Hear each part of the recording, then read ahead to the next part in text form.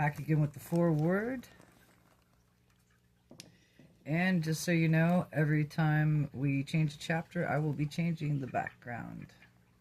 And as this is the beginning and the foreword still. So, I'm going to lead off on this last paragraph and repeat it one more time.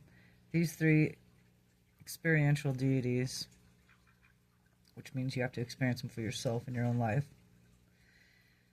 were potential and in the existential trinity, paradise trinities.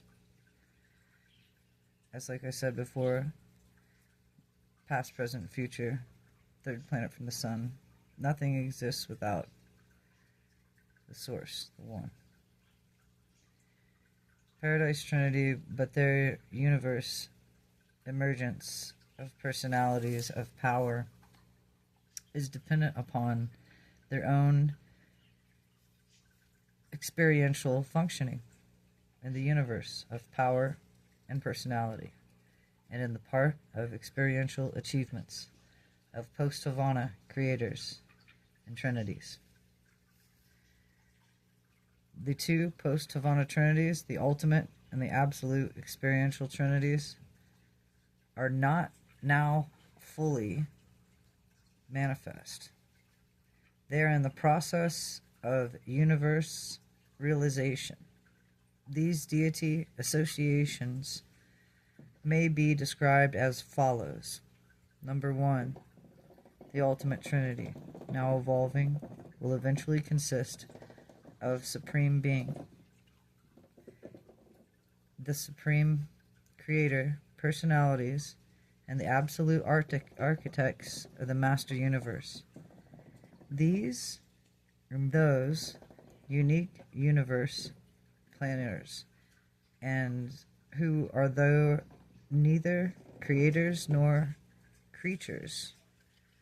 God, the ultimate, will eventually and inevitably powerize and personalize as deity consequence of the unification of this experiential ultimate trinity and the expanding of the arena on the well-high, limitless Master Universe. Number two, the Absolute Trinity, the second experiential trinity, now in process and actualization, will consist of God the Supreme, God the Ultimate, and the unrevealed consummator of the universe destiny. Trinity functions as both personal and super-personal levels, even to the borders of the unpersonal, and to its unification in universality would experimentalize the absolute deity. The ultimate trinity is experiential, unifying in compilation, but we truly doubt that the possibility of such full unification of the absolute trinity. Our concept, however, of the eternal paradise trinity is an even greater is an even ever-present reminder that deity trinitization may accomplish, which is otherwise non-attainable. Hence, we do postulate the sometimes appearance of the Supreme Ultimate and the possibility of trinitization, facularization of the God, the Absolute.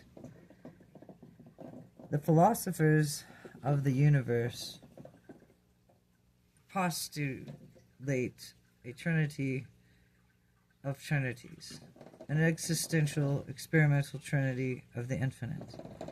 But they are not able to visage its personalization. Possibly it would be equivalent to the person of the Universal Father on the conceptual level of the I Am.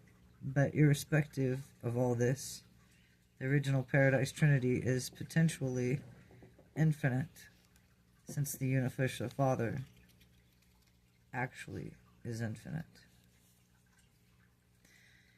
In acknowledgement and formulating the succeeding the presentations having to do with the portrayal of the character of the Universal Father and the nature of his Paradise associates, together with the attempted description of the perfect central universe of the encircling seven super universes, we are able to be guided by the mandate of the super universe and universes of which directs that we all shall be in our efforts to reveal the truth and co-coordinate essential knowledge and give preference to the highest existing human concepts pertaining to the subjects to be presented. We may resort to pure revelation only when the concept of presentation has no adequate previous expression by the human mind. Successive planetary revelations of the divine truth invariably embrace the highest quality existing concepts, the spiritual values as a part of the new and enhanced coordination of planetary knowledge. According in the making of the presentations about God and his universe associates, we have selected as the basis of these papers more than 1,000 human concepts representing the highest and most advanced planetary knowledge of the spiritual realms and universe meanings, wherein though the human concepts assembled from the God-knowing mortal of the past, present, and infinite to portray the truth as we're directed to as well, we will unhesitantly supplement them for the purpose, drawing upon our own superior knowledge of the reality and divinity of the Paradise deities and their transcendent residential universe. We are fully consequence of the difficulties of our assignment. We recognize the impossibility of fully translating the language and the concepts of divinity and eternity into the symbols or of the language of the finite minds of this mortal realm and this mortal mind. But we know that there dwells within the human mind and the fragment of God, and there the light of God that dwells within the human and the soul and the spirit of the truth. We further know that these spirit forces conspire to enable material mind of man to grasp the reality of spiritual values and to comprehend the philosophy of the universe meanings.